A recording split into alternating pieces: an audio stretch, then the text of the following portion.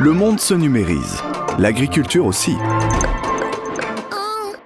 On veut que les agriculteurs deviennent plus durables dans la production. Mais les consommateurs, ils ne sont pas aussi toujours conséquents.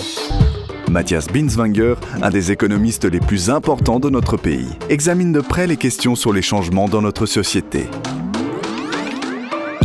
Et l'agriculteur Alexandre Perry, qui mise sur la numérisation dans sa ferme depuis plus de 10 ans, sait quelles possibilités les nouvelles technologies peuvent apporter concrètement. Il y a moins de gaspillage, il y a beaucoup plus de... Les choses sont mieux mises en place. L'homme ne sera jamais complètement remplacé par les machines, et puis je pense que ce n'est pas un souhait, en tout cas ce n'est pas le mien. Par contre, c'est une aide. Dans cet épisode, nos hôtes Tom et Camille vont à la rencontre de 2 spécialistes qui répondent à nos questions sur l'avenir de l'agriculture en Suisse.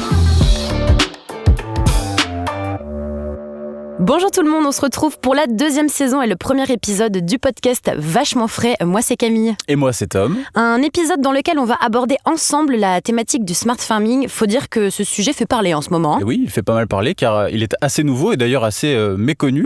Du coup, on va en parler. Si toi je te parlais de smart farming, Camille, qu'est-ce que ça t'évoque ? Moi je dirais que c'est pour gagner du temps et puis smart ça me fait penser au diminutif de smartphone, donc quelque chose de connecté. D'accord. Et toi ? Alors moi ce serait plutôt intelligent, quelque chose d'intelligent qui bénéficierait aux animaux, donc une agriculture intelligente, pourquoi pas ? Bah oui, très bonne idée aussi. Smart farming, le concept du futur dans l'agriculture. Alexandre Perry l'applique déjà. Tom et Camille le rencontrent dans sa ferme à Trévaux. Alors, bonjour à tout le monde. Moi, c'est Alexandre Perry. Je viens de Trévaux, dans le canton de Fribourg. J'exploite une exploitation agricole en production laitière avec mon beau-frère et mon beau-père en communauté d'exploitation, d'après le label Bio Suisse. Et nous utilisons la numérisation depuis 2012. Bon Alexandre, faut dire que moi, smart farming, ça me faisait un peu penser à tout ce qui était nouvelles technologies, smartphone, Apple, tout ça quoi. Ah ouais, alors moi c'était plutôt sur le côté intelligent pour le coup. Ouais. Je pensais des vaches intelligentes en fait. Génial. C'était plutôt ça. Alors je peux pas vous dire que tout ce que vous avez pensé est faux non plus, mais il y a peut-être pas que du vrai, ça c'est sûr.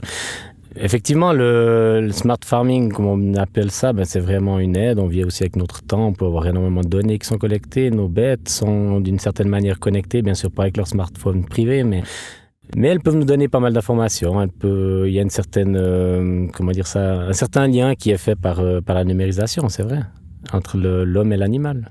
Alors Alexandre, l'utilisation de ces nouvelles technologies dans tout ce qui est domaine agricole est regroupée sous le nom smart farming. Qu'est-ce que c'est exactement ? Tu peux nous expliquer ? On peut dire que c'est quelque chose c'est une technique qui est clairement actuelle, qui se développe toujours et puis qui est pour nous en tant que producteurs laitiers d'une très grande aide, qui nous permet de pouvoir mieux cibler nos animaux. Contrairement à beaucoup de pensées, malgré l'utilisation de ce genre de technologie, on est encore, je dirais ça, plus proche de nos animaux qu'auparavant. Parce qu'en fin de compte, il y a des données qui nous sont transmises via des écrans, mais en fait, il faut pouvoir les travailler, il faut pouvoir les comprendre, et puis ça nécessite d'être encore ça de plus performant. Mais dans l'ensemble, ça va nous amener un gain autant pour l'homme que pour l'animal, que pour le producteur, qui est clairement gagnant. Un concept prometteur auquel Alexandre Perry croit. Ces appareils numériques sont devenus indispensables dans son exploitation. Le robot de traite.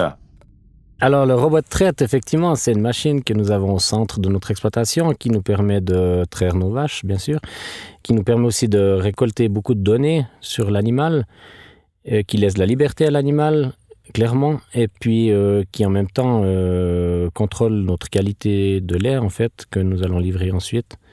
En fait, c'est tout plein d'informations qui transitent via cette machine, et c'est une super aide pour nous en tant qu'exploitant agricole, producteur de lait, oui. On l'a vu tout à l'heure, il y a des tuyaux. Mais moi j'étais méga impressionné d'ailleurs avec cette installation. Je pensais qu'on mettait encore à la main sous l'épi des vaches. Oui, c'est vrai que c'est quelque chose. Où est-ce que le lait va après ? C'est assez intriguant, Alexandre, faut dire. Alors, tout le lait est directement stocké dans un tank qui est réfrigéré à 4 degrés et ensuite ce lait sera directement acheminé via un camion à l'industrie qui va le travailler en fin de compte. Ouais. Et alors moi je suis vachement impressionné, il y a aussi des brosses qui nettoient les tétines avant et après que le robot de traite commence à travailler. C'est très hygiénique tout ça. Oui, alors c'est sûr qu'au niveau hygiène, j'aurais envie de dire qu'il n'y a pas mieux, parce que c'est vrai qu'en fin de compte, l'intervalle entre la sortie du lait du pied de la vache jusqu'au stockage dans le tank à lait chez nous, il est très court. Il y a du contact avec très peu de choses, tout est très propre, régulièrement lavé, ce qui nous permet d'obtenir des très bonnes qualités de lait en fin de compte, et puis c'est important pour nous. Le collier à capteur. Alors, les colliers, c'est un petit peu, on va dire, le smartphone des vaches, si on veut bien dire comme ça, malgré qu'elles ne peuvent pas taper sur l'écran, mais elles nous donnent en fait plein d'informations sur leur comportement, sur leur déplacement, sur leur état de santé. Et en fait, bien sûr, qui est aussi en même temps leur petite fiche d'identité, si on veut bien dire, qui permet aussi aux robots de les reconnaître. Franchement, c'est génial ces colliers. Ils font quoi exactement ? C'est quoi les avantages ? Alors, pour nous, c'est des colliers émetteurs, en fin de compte, chaque vache a son propre collier, qui permet déjà qu'elle soit reconnue vis-à-vis de notre robot de traite et de nos autres installations. Aussi la porte de pâturage qu'on a pas encore beaucoup vu parce que forcément en hiver elle est moins active, mais c'est aussi ce qui permet à la vache de pouvoir sortir en pâture. Et c'est grâce à ce collier en fait que notre ordinateur ou que nos robots savent que c'est la vache numéro 25 ou 26, et puis forcément la vache derrière elle a un nom, et puis une carte d'identité. Et puis c'est aussi ce collier en fait qui va permettre à faire l'interaction entre le robot et la vache pour différentes choses, que ce soit le temps de rumination, son activité, son déplacement, l'endroit où elle se situe au sein de la ferme, enfin tout plein de petites infos comme ça qui sont utiles au bon fonctionnement du robot et puis bien sûr à nous pour la gestion de notre troupeau. Mais du coup, pour que je comprenne bien, c'est à travers un muscle que le collier mesure le temps de rumination des vaches, c'est ça ? Pour les mesures de la rumination, effectivement, le système de comptage se fait vis-à-vis de la contraction d'un muscle qui est effectivement au cou de la vache, qui est actif lors de la rumination de l'animal. Et en fait, c'est le comptage de ce muscle qui va pouvoir définir le nombre de minutes de rumination que la vache a eu durant la journée. Le robot d'alimentation. Alors, le robot d'alimentation, c'est une machine qui nous permet de diminuer notre temps de travail. En tout cas, du moins, le simplifier. Et puis, qui fourrage, donc qui donne à manger à notre bête durant 24 heures sur 24, durant toute la journée, toute l'année. Et surtout, ce robot, il nous a permis de pouvoir limiter l'utilisation de nos tracteurs. Donc, en fin de compte, d'employer aussi moins de carburant, qui nous a aussi permis on va dire, plus de temps pour nous consacrer à des tâches qui nous sont beaucoup plus importantes à nos yeux. Bon, en fait, ce robot d'alimentation, c'est un petit peu comme un sélecta de fourrage, non ? Tout à fait. Alors, c'est effectivement ça. On va dire, oui, la machine à pluche, comme tu l'as dit avant, c'est juste. En fait, nous, on remplit les cases, on met les fourrages qui sont attribués à chaque case, et puis en fait, le robot va faire son mélange, donc sa petite cuisine, sa recette, en fait, pour tel ou tel groupe d'animaux, en fonction de ce qu'on lui a dit. Et puis, il va peser les ingrédients, on va tout ça mettre dans le petit robot qui va ensuite aller amener ça devant les vaches. Et du coup, cette machine vous facilite pas mal la tâche, je suppose ? Mais oui, puis avec ça, grâce à cette machine, c'est vrai que ça nous permet de bien pouvoir cibler l'alimentation, nos coûts alimentaires, bien entendu aussi, et puis de donner en fait ce que la bête a besoin à tel ou tel moment, bien sûr en quantité nécessaire. Et c'est un bon petit plus pour nous. En tout cas, c'était super intéressant de voir tous ces robots en action. Je sais pas ce que t'en as pensé, Camille. Moi, je suis bluffé, quoi. C'était génial. Ah ouais, surtout le robot d'alimentation avec toutes ces petites piles de fourrage différents. Incroyable. D'ailleurs, pourquoi vous avez choisi d'investir dans cette machine en particulier ? L'intérêt de cette machine, donc, c'était déjà pour pour économiser de la main-d'œuvre, ça c'est sûr, donc du temps de travail que nous avions. Et puis, le choix vraiment de l'achat de cette machine a quand même été dicté par les nouvelles normes de bio suisse, donc le cahier des charges qu'on doit respecter sur notre exploitation, qui en fin de compte limitait les quantités d'aliments à distribuer pour les ruminants à partir du 1er janvier 2022. Et c'est vrai que ça nous a poussé aussi à avoir encore un meilleur fourrage devant nos bêtes à disposition. Donc on appelle ça fourrage de base, nous. Donc c'est vraiment la base de l'alimentation de nos animaux. Et cette machine permet de pallier, je dirais, à cette nouvelle restriction qu'on a en fait dans le cahier des charges bio. Ouais. L'économiste Matthias Binswanger examine de près les questions sur les changements dans notre société et quel impact ils ont sur l'agriculture en Suisse. On veut avoir une agriculture durable, une agriculture qui valorise le bien-être des animaux et tout ça. Et en même temps, on veut aussi une agriculture qui produit moins cher. Et on ne peut pas avoir les deux choses en même temps. Le dilemme de l'agriculture, c'est de satisfaire à la fois les consommateurs et de rentabiliser la production agricole. Ça devient difficile pour les agriculteurs parce qu'on a toujours des nouvelles régulations qui ne permettent pas de vraiment avoir une perspective pour une longue période de temps. Pourtant, la numérisation peut aider l'agriculteur à intégrer les nouvelles réglementations. Grâce à la numérisation, l'agriculteur il peut améliorer la production. Ça peut devenir plus durable. Aussi, ça devient plus productif parce qu'on a besoin moins de travail. Mais à l'autre côté, on peut aussi aider un développement qui va dans une autre direction, plus productif, plus industriel. Alors, ça dépend beaucoup comment on va utiliser la numérisation. La production industrielle, ça n'entre pas vraiment dans les objectifs de notre société. Ce qu'on recherche plutôt, c'est la durabilité et le bien-être animal. Aussi dans l'agriculture. Mais pour les agriculteurs, c'est pas forcément rentable. On veut que les agriculteurs deviennent plus durables dans la production. Le problème est que l'agriculteur, il ne reçoit pas plus d'argent pour les produits qu'il vend au Migros ou au Coop, ou aussi un peu plus d'argent, mais pas suffisamment. Et ça veut dire que l'agriculteur, il n'a pas vraiment d'intérêt dans ces conditions de changer la façon de production pour devenir plus durable ou de produire les produits bio. Mais ce qui est durable, ce sont les changements dans la société, l'importance de la durabilité et du bien-être animal. Et tout ça, ça va pas changer dans le futur. Ça, c'est une tendance qu'on observe aussi dans les autres pays. Mais les consommateurs, ils sont pas aussi toujours conséquents parce qu'on veut toutes ces choses positives. Mais dans l'autre côté, on veut aussi avoir des produits moins chers. Et avec ça, on soutient vraiment une autre agriculture. Alors c'est un peu schizophrénique tout ça aussi. En achetant les produits moins chers, souvent à l'étranger, le tourisme d'achat augmente et la valeur ajoutée en Suisse baisse. Pour éviter une hausse du tourisme d'achat, l'investissement dans la numérisation pourrait être un facteur déterminant. Ça devient beaucoup de l'intérêt de l'agriculteur parce qu'on a des coûts assez grands qu'on veut investir dans la numérisation et on veut avoir une perspective pour quelques années.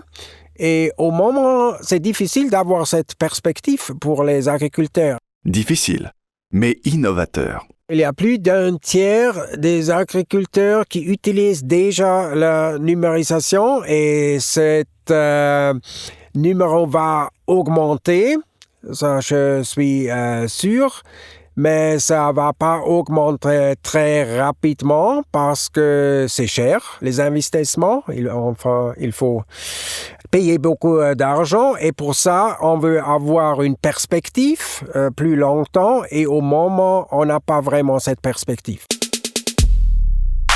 Ah, donc en fait, le problème se délocalise. Mais pour ça, la numérisation peut aider, mais il faut faire attention à bien l'adapter. Oui, ça peut aider avec la durabilité, ça facilite le travail aussi. Et pour toi, Alexandre, tu trouves que ça a changé l'élevage ou pas ? Ça n'a pas radicalement changé, ça a surtout été une aide supplémentaire pour nous d'avoir des données qui sont importantes, qui nous permettent aussi de faire des choix économiques là derrière.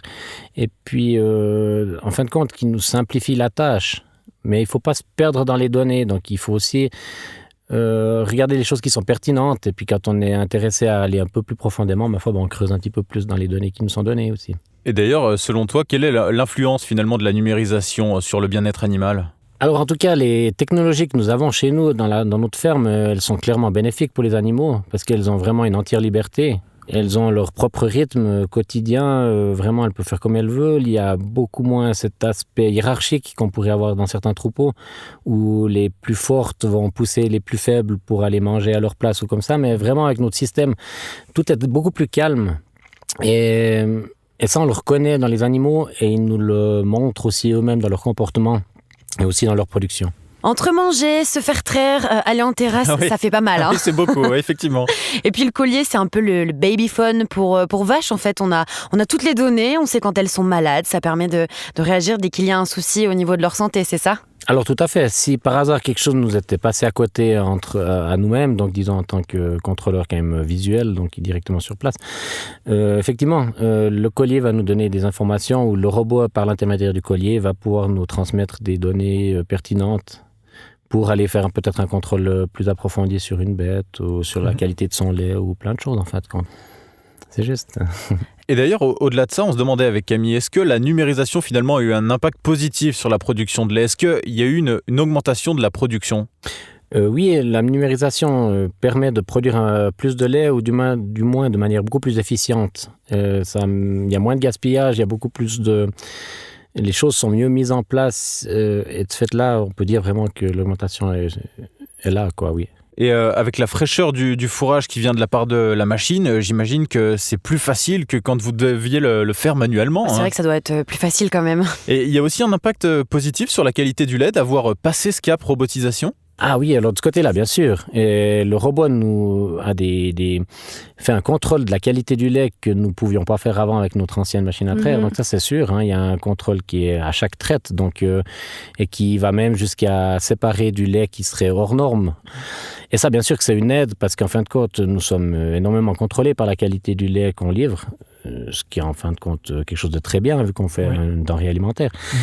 Mais c'est sûr que le robot va nous aider en donnant plein d'indications, va nous aider encore plus à atteindre ces objectifs de qualité, ou du moins à les respecter au mieux, clairement, ça c'est sûr.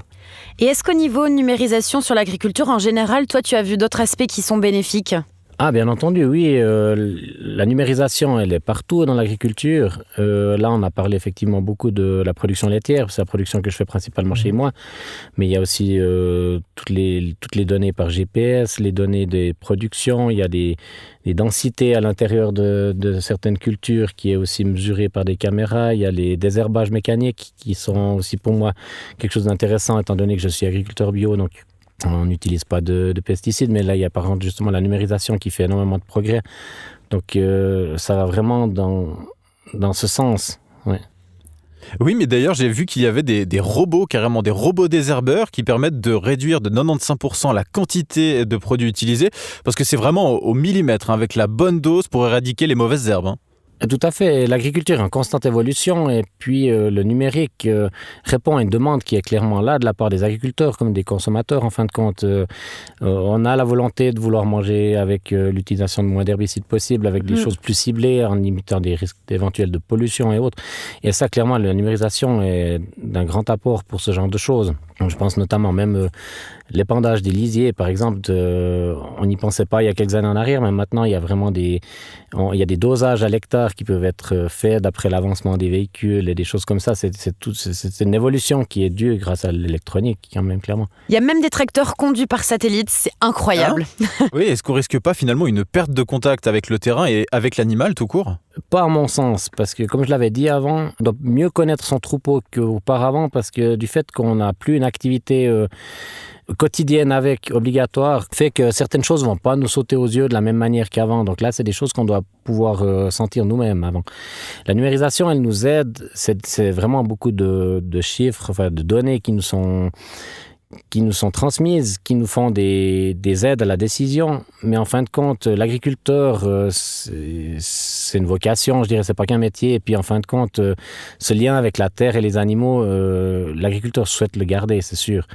Maintenant, la numérisation, je parle peut-être pour la Suisse, qui est en fin de compte un pays où la main-d'œuvre est chère, ou tant mieux, hein, mais le taux de chômage non plus pas très très haut. En fin de compte, ces outils comme les robots que j'ai, moi, permettent aussi en fait de limiter, je dirais, le travail fastidieux, et permet aussi de se libérer du temps libre, et puis en fin de compte de se consacrer surtout à des tâches qui sont plus importantes dans la gestion globale de l'exploitation que des tâches quotidiennes qui sont en fin de compte peut-être faciles à réaliser mais qui prennent quand même du temps en fait. La numérisation va finalement t'aider, elle va limiter le travail fastidieux, tu le disais. Comment l'évolution technologique va évoluer selon toi ? L'avenir, je le pense bien, dans le sens qu'il y a une constante évolution, que ce qui a été mis en place jusqu'à maintenant a été clairement concluant, qu'a atteint le système du smart farming est arrivé parce qu'il y avait une demande qui était là. Je trouve que les objectifs ont été atteints, en tout cas ce qui avait été mis au départ, et puis forcément les objectifs ont tendance à évoluer, et le smart farming là derrière aussi est clairement un bien pour l'homme, pour l'animal et surtout pour le produit final en fin de compte. Je me dis, il faut vivre avec son temps. L'homme ne sera jamais complètement remplacé par les machines, et puis je pense que ce n'est pas un souhait, en tout cas ce n'est pas le mien. Par contre, c'est une aide, et puis ça permet de entre guillemets, simplifier un peu la vie ou d'avoir un peu plus de souplesse dans l'organisation et des choses comme ça. C'est clairement une amélioration pour le bien-être animal. Pour moi, j'y tiens vraiment, ça me tient à cœur de le dire. Contrairement à bien dépenser, en fin de compte.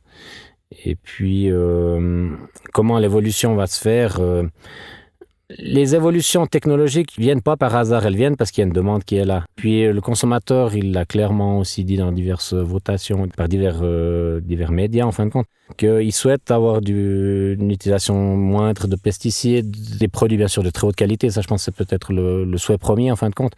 Et puis tous ces outils nous aident à réaliser cette tâche en fin de compte, parce que l'agriculteur, c'est vraiment dans son envie, dans sa vocation de faire un produit qui est en fin de compte reconnu de la part des consommateurs. Et tu as le sentiment que cette évolution, elle peut aller vite ?